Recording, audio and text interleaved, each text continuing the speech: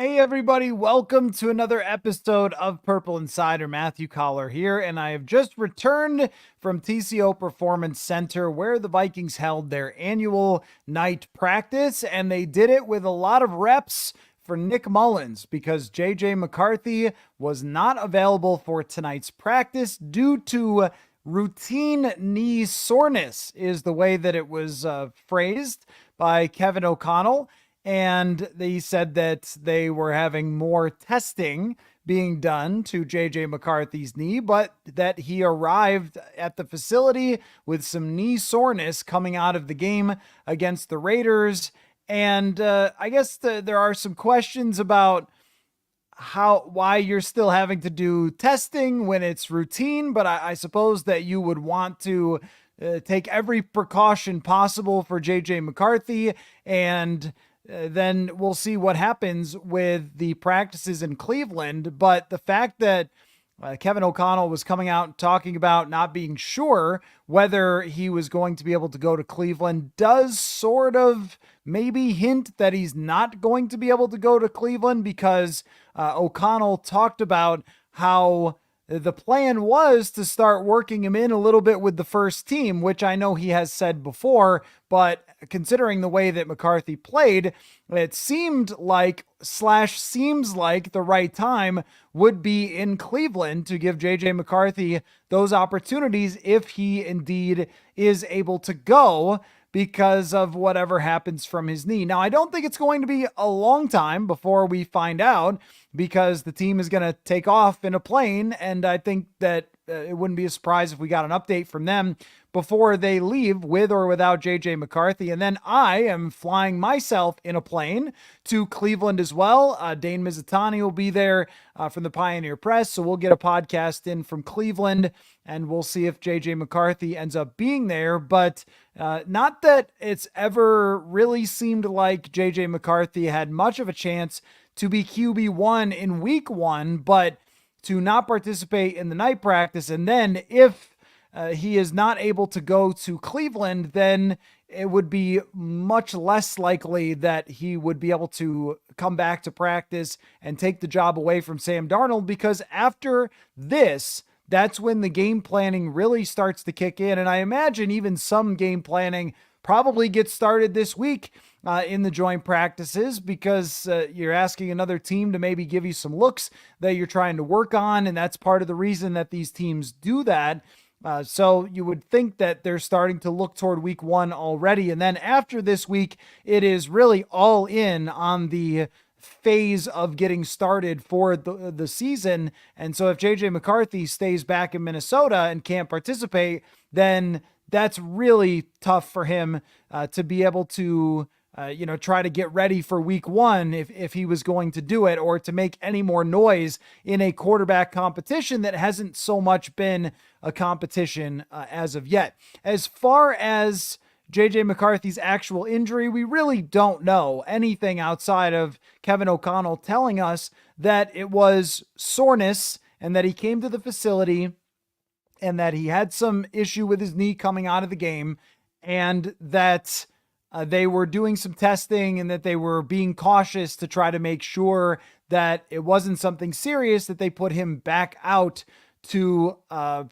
practice with soreness, and then maybe re-injure or further injure whatever the problem is. And as of right now, there isn't anything to be overly concerned about, aside from when you come out of the game and you go this long and then still need some testing and still have soreness because the game ended on Saturday and we're all the way at Monday night, and you're still talking about not being able to practice. That does raise the question of, well, what is going on with your knee if that is the case? And of course, because of the player that it is, JJ McCarthy, and because of the history with knees in this state, there is maybe a tendency to jump to conclusions with something like this. And I don't blame any of you who are feeling very anxious tonight with JJ McCarthy not practicing in the night practice, because you've seen this movie before with several young quarterbacks who were promising, and it hasn't gone so good after that. But I would not jump to conclusions yet. If he misses the week because of this knee injury and does not travel to Cleveland, then it raises more of an eyebrow. And then anything past that, as Roberto brings up, at one point we were told by Mike Zimmer that it was just a tweak for Danielle Hunter, and then Danielle Hunter missed the whole season. But we don't have to go there just yet. We can wait and get the information of what's going on with McCarthy. Let's see first whether he goes to Cleveland, and then we'll figure it out from there what this means for JJ McCarthy. If it is a non-super serious or non-surgery requiring injury that still keeps him from Cleveland, well, that may mean that he just got it banged up or literally tweaked it, not jokingly tweaked it, and that he'll return to practice after that and it will be fine, and then we'll go forward, and he probably wasn't going to start anyway, so it's not like it sets back his career at all. But it's hard not to go down the road of other scenarios that exist when this happens. It's because it's McCarthy, because it's a young quarterback coming out, still having an issue after the game, this far separated from it, 2 days separated from it. Your alarm bells definitely go off anytime there's an injury to the knee with something like this. You start thinking about, well, some of these injuries that happen, they don't seem like something at first, and then they go down the road of a surgery or whatever else when they get the testing and do the MRI. But I don't think we have to go there yet, just because of the history of Minnesota sports. And trust me, I saw all the tweets. I see all your comments now. Classic Vikings. It's over. His career is done. All those things. We don't have to go there just yet. But it does have potential implications depending on how serious this is. If he cannot go to Cleveland, then this was the last frontier of potentially competing with Sam Darnold. Now, when you watch how they dealt with the quarterbacks on Saturday, one drive for the starting quarterback and that's it, and then 30 snaps or so for JJ McCarthy, all that points to Sam Darnold is set as the starting quarterback anyway. So it doesn't maybe really push McCarthy farther back, but it would have been nice for his progress to get some reps against the first team defense like Cleveland that has an argument for being the best defense in the entire NFL. If he does not go, he does miss out on that opportunity to get some full speed practice against a team of that caliber that is not his own team and is also not backups. And with the Raiders, as well as he played, he was playing against a lot of backups out there. It would have just been a plus. If he doesn't end up going, that's what you'll miss, is him getting maybe a chance to go up against, even for a handful of reps, the Myles Garretts of the world, the Owusu Koromoas, the Denzel Wards, those great players on Cleveland's side. Otherwise, it doesn't have to be, if he just misses this and then returns, it doesn't have to be that big of a deal. We'll probably never remember it, and maybe whatever issue is happening with the soreness disappears, we all move on, we never think about it, and we go forward. That is the scenario that if he misses the practice. If he practices in Cleveland, then we'll just, it doesn't mean anything and must have just been whatever, football. And if you're JJ McCarthy, it's probably for the best that you tell them that you've got some knee soreness just so you can deal with it and work through it. But then it'll have been a night of freak out for absolutely nothing. I think that's what, of course, all of you are rooting for, is that this whole, well, he missed the night practice ends up being nothing. He practices in Cleveland. We all move on. It feels like, though, the way that O'Connell was talking, that it's more likely that he doesn't go. Now, I'm saying that right now. We may find out 12 hours from now, so I'm not 100% sure where this is going. But I was thinking about my hotel and plane tickets and all those things that I booked for the final frontier of the quarterback competition. And if he's not there, then it does take a little bit of a shine off of the hotel live stream that is planned for Cleveland at night. But we just don't know that yet. And the way that O'Connell was talking at the podium, it seemed like, it just from his tone, that there was some maybe disappointment, of course, that he wasn't able to practice. But if you're picking apart his words and what he had to say, it's very hard to tell. And maybe they are not 100% sure yet when he was talking to us where JJ McCarthy's knee stands. But there's no reason to go way down the road here on this to, hey, this is Teddy Bridgewater again or something like that. Some things do happen that have some soreness, some swelling, and then require surgeries and keep players out because it's football. And, you know, we talked all through the draft about Michael Penix and his knees, and then JJ McCarthy is the first guy, the guy with the youngest knees, to miss some time because it's football and people get banged up. There isn't a reason at this moment to feel like, oh man, this is bad. This is going the wrong way already.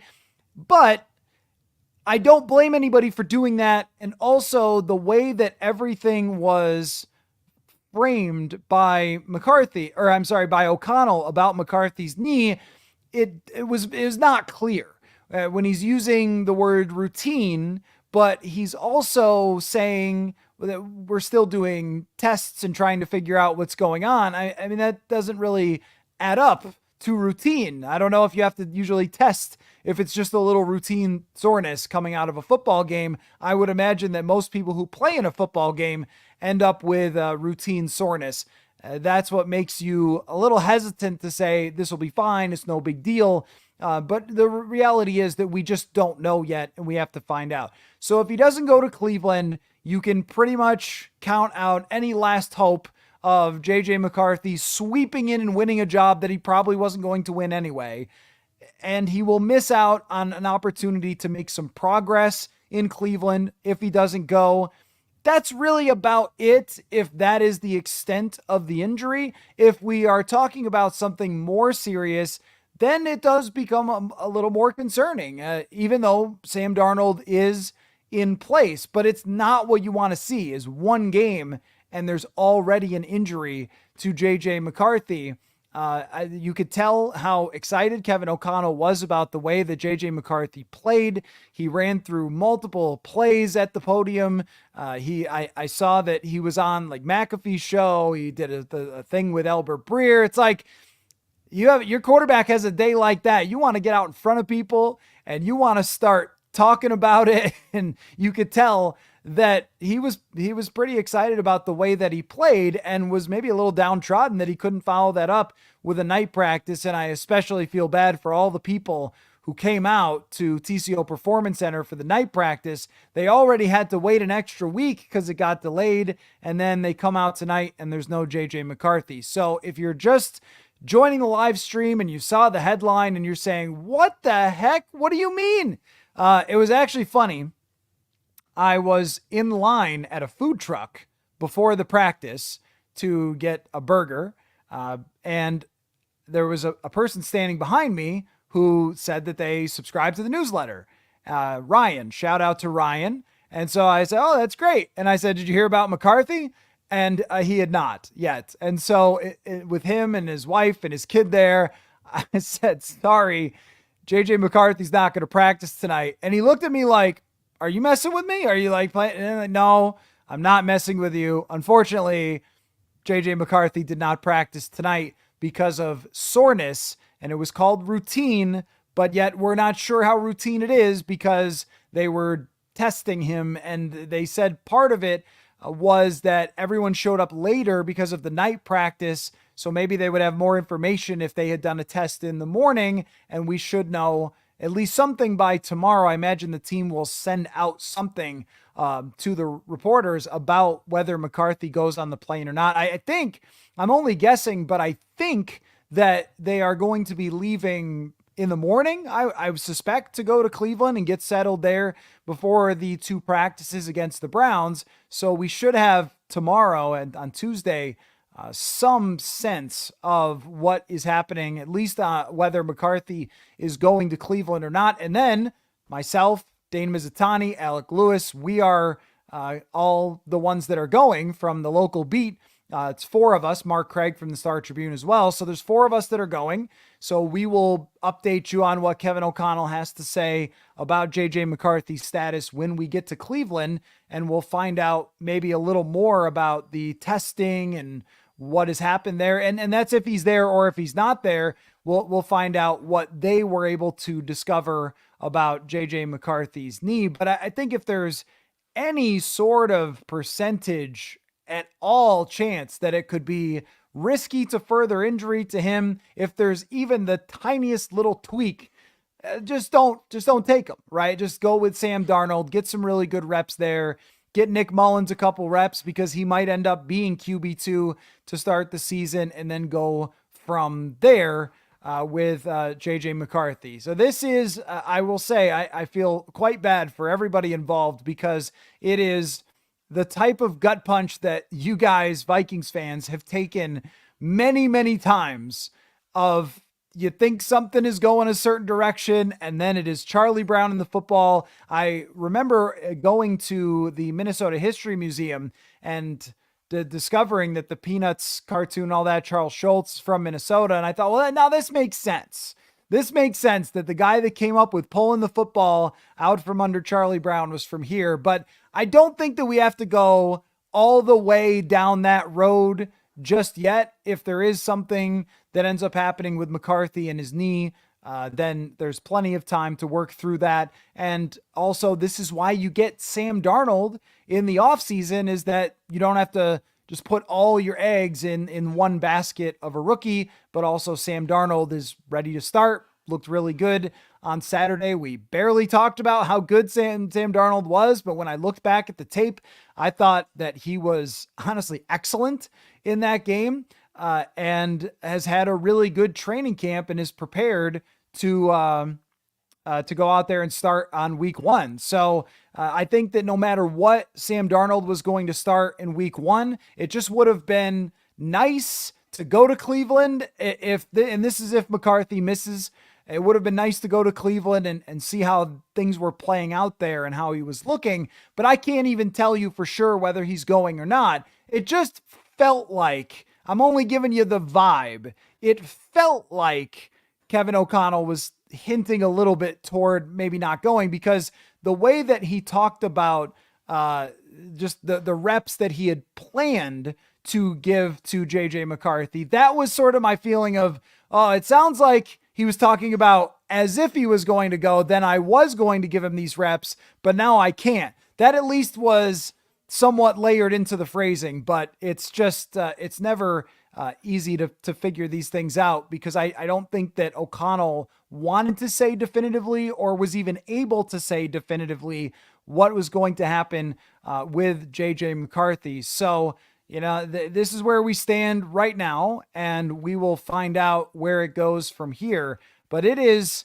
a bit of a gut punch for everybody, because I think it was Seth Kaplan today tweeted out the ratings for Saturday's game of the Vikings game versus the Olympics. And the Vikings game blew the Olympics out of the water, as you might expect. I mean, this was the introduction of the new first-round quarterback, the highest drafted quarterback that the Vikings have had in their history. And his first game is just absolutely terrific. And I watched JT O'Sullivan's recap of it today, and there were a few quibbles that he had, and I thought it was very interesting the way that he broke down some of the footwork, and maybe being late on a throw or two here or there because he hitched up a little too much, and so forth. And you could see some of the moments of, like, this is what O'Connell's talking about, this is what he has to work on. But to have a game like that, and to just sweep in an amount of excitement to the Vikings fan base, only for the day later to find out that he has knee soreness. I mean, you just kind of can't make that up. You really can't. And the only thing that, of course, everyone is hoping for when it comes to JJ McCarthy's knee is that it's totally fine, and we all go forward, and he's in Cleveland, and I'm there in Cleveland, and we'll talk to him and whatever. That's what everyone wants, including me, because I would never want an injury for a player. And of course, the entire state wants to see another preseason game of JJ McCarthy playing against the Cleveland Browns. It doesn't feel like that's going to happen as I sit here right now. And then, we'll go forward and find out if it does. If it does, then that's going to be a much more calm chat, I think, from you guys when it comes to the next emergency podcast that we're going to do. So we'll find out tomorrow. But that's the big news today. Questions, comments are certainly welcome on this. Although, if every comment is thinking that they should put him maybe on IR or announce his retirement right now because he's a Vikings quarterback with a knee injury, then that's probably deep breath territory at the moment. It just, when you hear routine soreness, but we're doing tests, like which one of these am I supposed to think is what's actually going on? And I guess the test part is some of it. So I have now prepared myself for just the possibility that McCarthy is not going to be in Cleveland when he would have had, it sounds like, an opportunity to take first team reps. And even a practice like tonight, it was not the most intense practice I've ever seen, but it's under the lights and it's a really fun opportunity. So he didn't get to have his first ever night practice.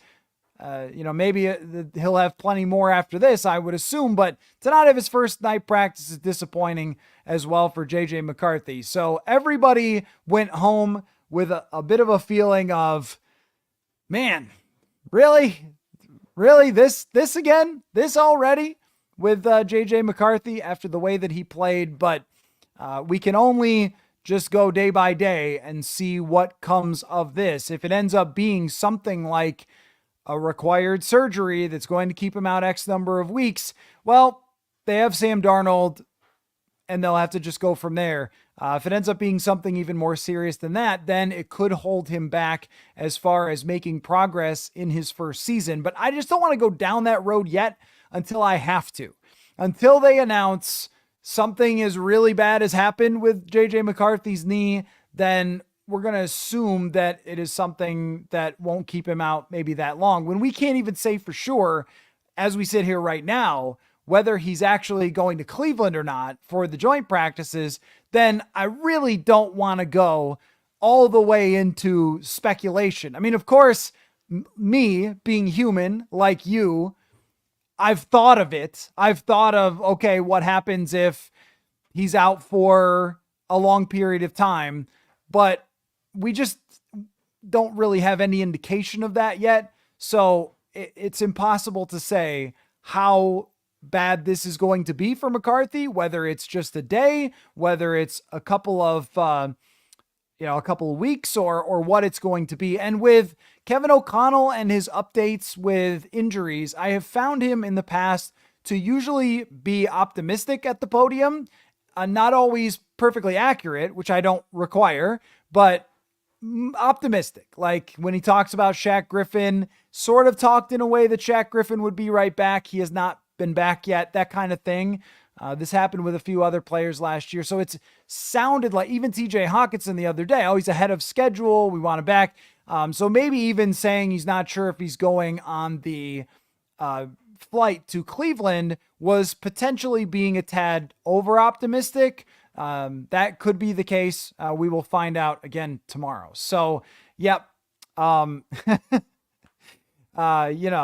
think, I get it. All of you who are, worked up about this and upset, there's really nothing we can do but just wait and find out what ends up happening with JJ McCarthy. So here we are following the night practice, and I'm sorry to everyone who came out tonight and was hoping that they would see JJ McCarthy up close at practice tonight. And I wanted to see, that was really the main thing that I went out hoping to see, was, does JJ McCarthy take first team reps? And then we don't see him at all. And then, it doesn't feel like he is going to be going to Cleveland, which really solidifies Sam Darnold as the starting quarterback of this team. That's okay, because that was going to happen anyway.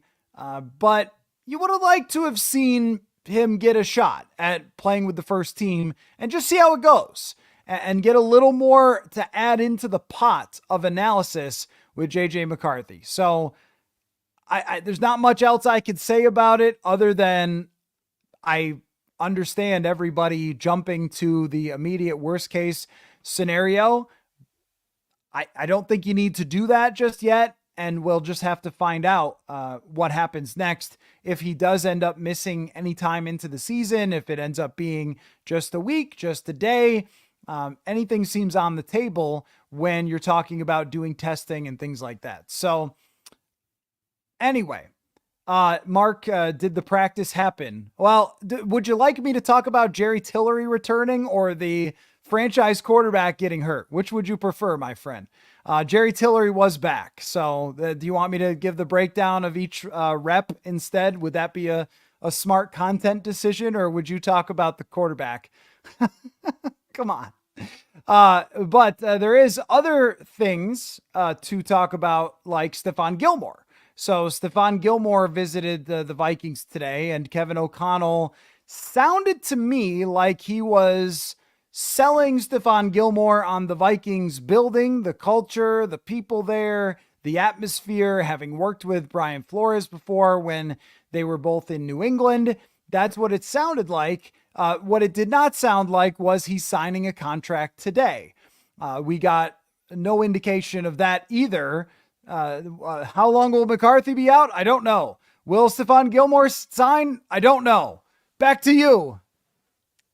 That's what we got right now. That's where we stand. I personally think that signing Stefan Gilmore makes a lot of sense because the defense outside of the corners, and maybe I think you could question the interior defensive line as well, but outside of the corners has a lot of talent and looks like a defense that could be in the top 10, but you can't be in the top 10 if a Caleb Evans can't manage man coverage, or you can't be in the top 10 if you're giving up a ton of passes underneath like they did last year because they had to play everybody in deep zones all the time because they didn't really trust their corners.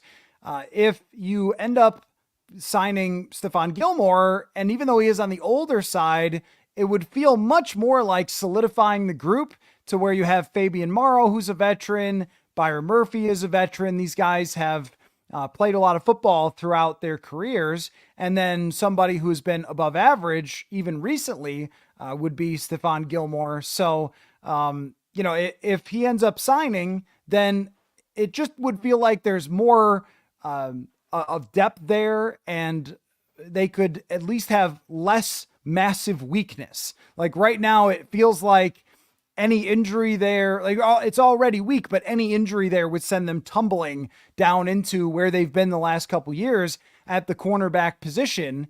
And, when it comes to getting someone like Stefan Gilmore, even if he was playing like 60% of the snaps, that would be a pretty big improvement. And Ken says, isn't Gilmore more of an all-in kind of move?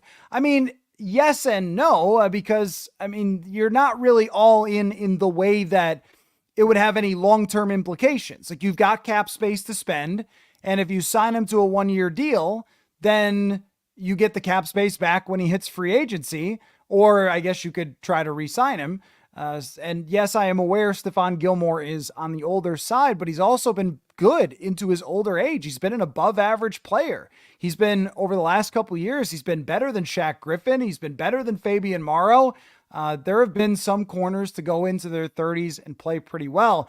But it would be an all-in move, as in they would be saying, we like what we've seen from Darnold. We like what we see from Aaron Jones. Darisaw and Jefferson are locked up, and they can put together a good offense here, potentially. And I mean a solid offense, not unbelievable, but a solid to good offense. And on the defensive side, you have star edge rushers, you have terrific safeties, you have very good linebackers, and you're missing this one thing that's very important. So why not try to shore it up for a couple of $1 million? That makes sense to me. Also, if Mark Wilf is saying that they're not getting extensions right now and not having extension talks, well, that might be an inspiration to try to add one more player to the mix to try to do as much as they possibly can to make this defense good. Like this is not a rebuild year. They are trying to build on what they have, but it's not like a tanky type of year where you're just playing young players. They have a lot of veteran players who are trying to win. It sounded to me like Dennis that Stefan Gilmore did leave town without a contract, which sometimes they come back and sometimes they don't. If I had to venture a guess about Stefan Gilmore, then I would probably tell you that Gilmore came here to try to ramp up interest, and he told Josina Anderson that he was coming here before he did it to try to ramp up interest and to get an offer from the Vikings to take to other teams that he wants to sign with and say, can you pay me more than the Vikings want to pay me? And can you bring me in to a potential Super Bowl contender? That's what I think Stefan Gilmore was doing by coming here. But if he doesn't get any other offers, he may just end up coming here anyway. And I think this team could use it because, again, this is not just a let's throw everybody at the wall and get, see if Dwight McGlothern can start or something. Like, there's too many good players. They spent too much money. They have too good of a defensive coordinator to just go, whatever, right? So did I get the ad read in? Thank you. You know what? I hadn't thought of it yet. Oh gosh. And I'll work on calling that up. I had not thought of it. Thank you. I appreciate that. I needed to take a breath there anyway, but I still think that Stefan Gilmore would be a good signing for the Vikings, but I just didn't get an indication that that's something that's going to happen right away for them. So there wasn't really almost any good news at all. It's from today, except for the fact that both quarterbacks played well, and there was a big, breakdown from Kevin O'Connell about how he really liked what he saw from both quarterbacks. And when I watched the game back, I did too. Just a couple of quick things I could tell you about the night practice. Sam Darnold threw an interception to Andrew Van Ginkel, who I think is going to be really good.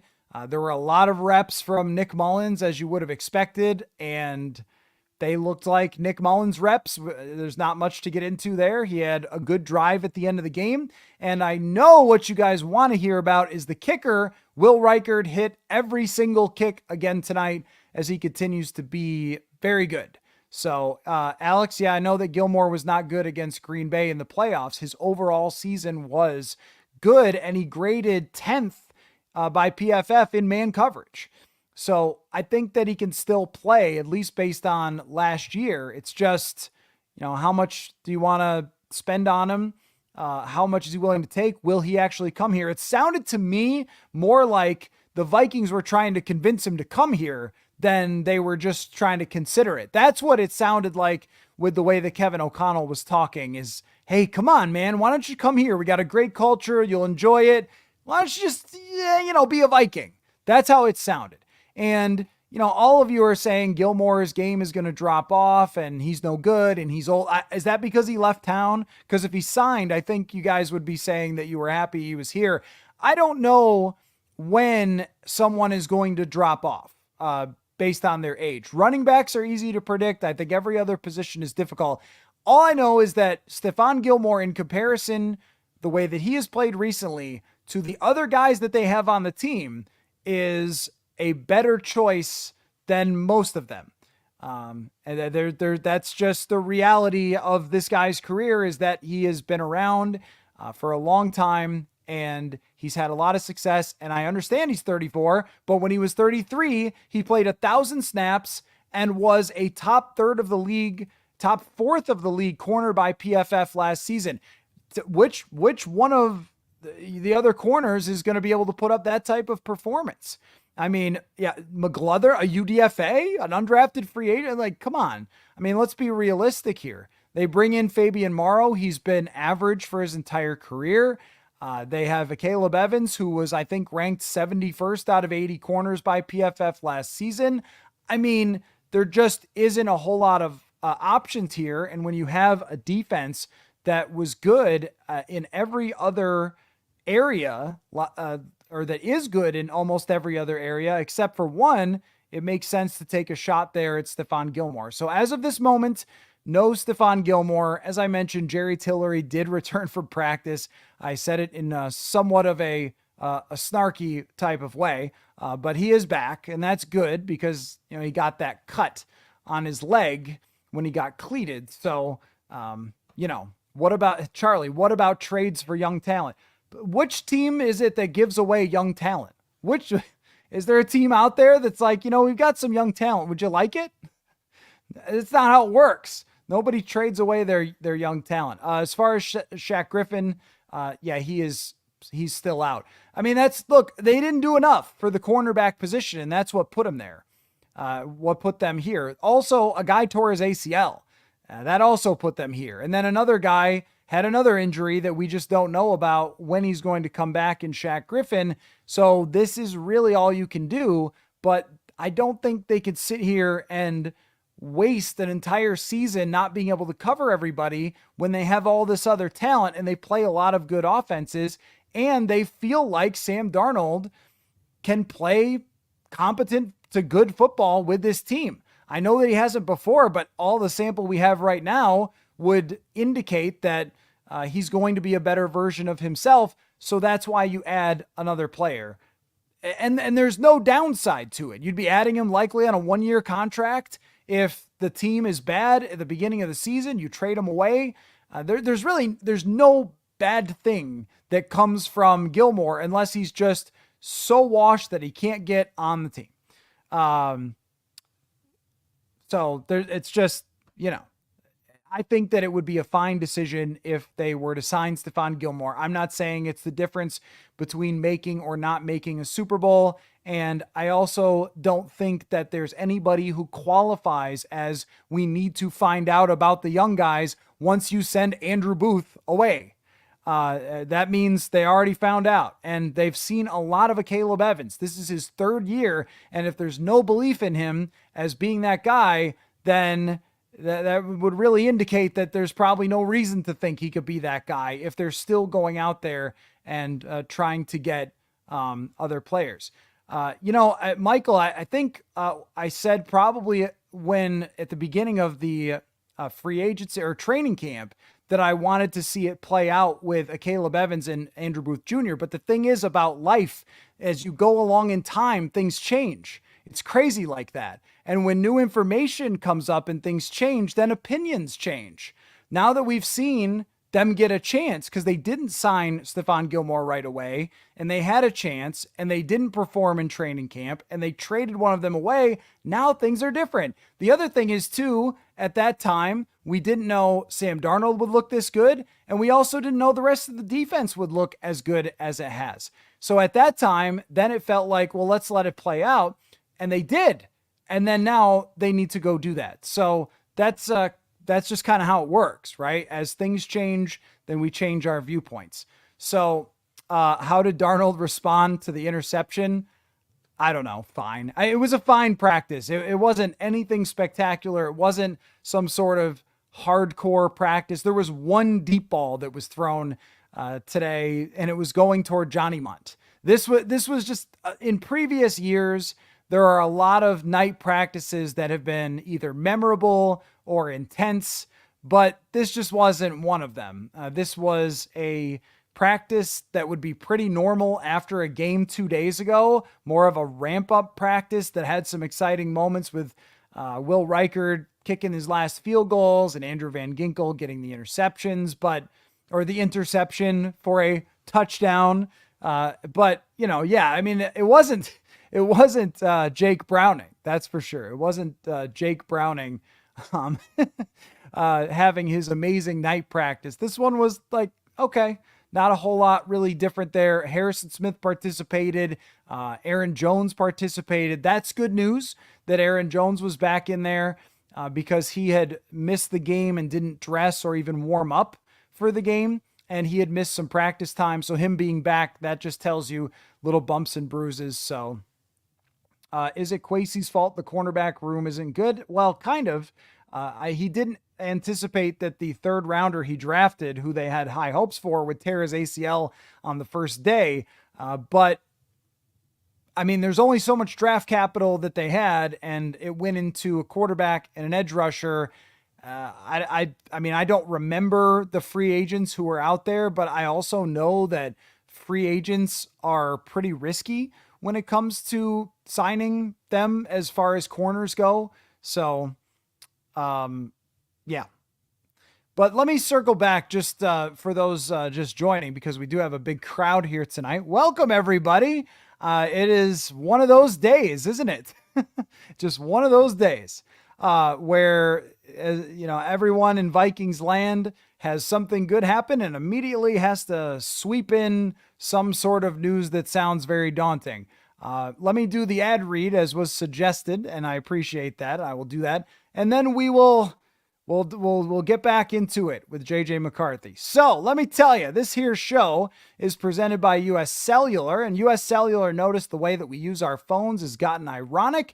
We try to put our phones down for dinner, but the menu's on a QR code, which is ironic. We hit like on social media posts that we don't actually like. That's ironic, which is why US Cellular created Us Mode to help us reconnect with each other and use our phones less ironically. A phone company wanting people to use their phones less is ironic. Let's find us again with Us Mode from US Cellular. Visit uscellular.com/built-for-us to get started. And I know that it's summertime, but it's a good time to make a quick trip to Vegas to visit Circa, because the Million and Survivor contests are back. In the Survivor contest, you pick one team straight up to win each week. You go 20-0, or you are the last person standing, and you can bring in massive prize money. 4 people that won last year split $9.2 million. Costs $1,000 to enter, but if you win, you are a millionaire. And of course, the Millions contest is where you pick 5 teams against the spread every week, and winner takes home $1 million. Go to circalasvegas.com for more. And Brian Murphy and I later in the month will be going out to Circa to do more with them and with those 2 contests. So very exciting. Let me take a quick sip of Diet Dr. P here. Catch my breath. Well, one of those days where you head off to TCO Performance Center thinking, well, this should be just a pretty exciting night practice for everybody involved. And I was planning as I was driving out there, I'm thinking in my head, what can I do tonight on JJ McCarthy? Maybe what I'll do is I'll watch every single throw that he makes all night, and I'll chronicle his evening from start to finish from the sideline view of TCO Performance Center.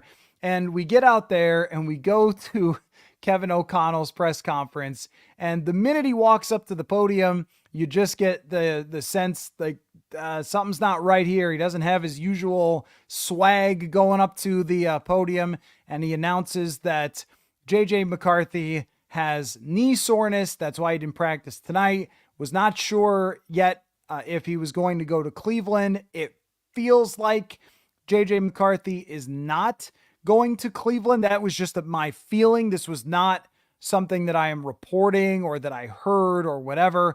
They were waiting to get the tests back, and he called it routine soreness, which, as was pointed out earlier in the show, once upon a time, a season-ending neck injury was called a tweak, so we can't really do too much with that, with the routine soreness. And my main message is that we'll get a sense of whether there's any seriousness to it at all tomorrow, whether he gets on the plane to go to Cleveland or not. And I imagine the team will let some of us know what's going on as far as JJ McCarthy goes. So we're going to find out, and that is about it. So we'll see what happens from there. And I deeply apologize to you guys who are complaining about less breakdown of the night practice. It was barely a practice. I mean, I don't know how that would be less important to talk about than what's going on with this and then Stefan Gilmore too. But I guess I could take you through every short throw that they converted tonight if you want to. I don't know. Seems like it's less important to me, but what do I know? So anyway, they practiced without JJ McCarthy tonight. Of course, Sam Darnold was fine, as he always is in practice. I didn't think that anything that Sam Darnold did tonight, which was a limited amount of work, really, in comparison to intense practices, would change anything in the world that we already think about Sam Darnold. So he is going to go to Cleveland as QB1. And if JJ McCarthy does not go with him, then the implications are quite clear that Sam Darnold is okay. I'm sorry. Comment section is having some struggle tonight. I think you're overreacting to JJ. I've literally said this entire time that we're going to wait and find out. I don't know what. It's over. It's over. His career is over. That would be overreacting to JJ McCarthy.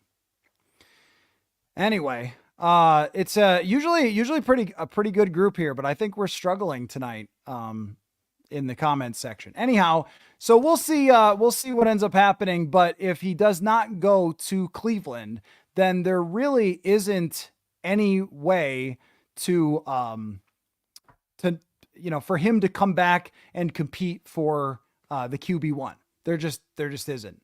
And I don't think he was ever actually competing for that anyway, but if he was going to get first team reps, then it was going to happen this week against Cleveland. That would have been maybe the one time Kevin O'Connell would want JJ McCarthy to go out there and compete with Sam Darnold and have even somewhat of a battle. Now, Sam Darnold has taken the first team reps from minicamp all the way till tonight. So it was unlikely, especially with how much he played or how little he played on Saturday, it was unlikely that he was ever going to be unseated by JJ McCarthy anyway, as much as the, internet people seem to be pushing every single thing to try to force the team to start JJ McCarthy. It's like not how it works, that the plan has been all the way through to start Sam Darnold anyway. So this doesn't impact that too much, but I think that you wanted to at least see the first team reps and how he looked out there and how he looked against another team. If he does not go, that's disappointing. But whether this becomes anything more than just disappointing that he didn't get to go to Cleveland or out for an amount of time, that is still yet to be seen. And it's only concerning just because of that. It's only concerning just because when you hear an update like this and you hear testing, you start to think, are we going to get into surgery land? Are we going to get into, they discovered XYZ, because he was still dealing with soreness quite a bit after the game, not just the day after, but really 2 days after. So there you go. That's pretty much the update with JJ McCarthy. And there just wasn't a whole lot that was different from the night practice from what you already know about the team, aside from a couple of guys who were banged up, ended up back out there tonight, which is good news for Jerry Tillery, good news for Aaron Jones. Those were probably the two most important ones. And I watched back, I watched back the film from the game, and I thought that was pretty interesting to take a look at where JJ McCarthy really shined, which was the deep ball was excellent, but where he is going to have to speed up and sharpen up a little bit on a couple of those plays. The one where his arm was going forward, the ball got knocked out, maybe a little bit slow, getting the ball out of his hands. And, just a couple of those plays where there might've been an extra hitch where there didn't need to be one. And I would implore you to go look at JT O'Sullivan's breakdown of McCarthy. But after watching it back, I thought it was as good as they could have asked for from his start. We didn't get an update on Dallas Turner and why he was not practicing. So I don't know about that. But I noticed that some of the players that hadn't practiced in a few days were back, but we didn't get an update on that one. That'll be another one we have to see. I guess the fact that it wasn't brought up immediately to me made me think that it was just whatever coming out of the game, but to have both rookies not practicing tonight, not exactly ideal for the Vikings. So a tense situation, I guess, as we wait to find out what is going to happen with JJ McCarthy, but I don't have a lot else to say about this evening's events. So that's really all I got. we're going to find out, and I'll be in Cleveland tomorrow, and that's where we're going to go. So, all right. Well, I'm going to call it a night. So, good stuff, guys. Thanks for popping in for this update after the night practice, and we'll do it again in Cleveland. I'll see you guys there. I plan on doing a live stream from Cleveland to recap and a couple of podcasts as well. So we'll catch you after that. Thanks everybody for watching, and we'll see you later.